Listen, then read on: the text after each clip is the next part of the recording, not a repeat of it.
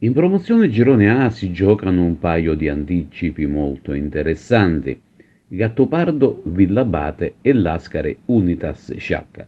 Queste agrigentine sono alla ricerca di punti importanti: la compagine palmese per cancellare lo zero in classifica generale, per la squadra saccense invece per rimanere nelle alte sfere.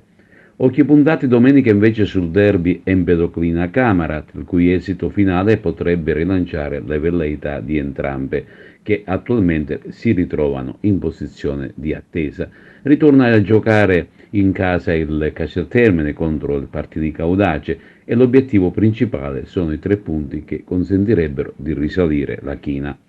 In prima categoria girone G, l'Atletico Favara ospita il Branciforti in una gara che si preannuncia difficile, mentre in anticipo il Ravanusa insegue tra le mura amiche la prima vittoria stagionale con il Sant'Anna di Enna.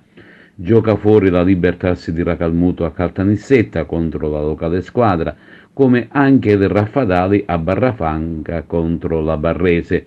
Infine il Gemini ritorna tra le mura amiche e contro la Gira. Parte anche il campionato di seconda categoria con un derby interessante: Alessandria Atletico Montallegro. L'Eraclea debutta in casa con il Riesi, come anche il Muxar con il Gela. Infine l'Atletico Licata sarà ospite della Sommatinese.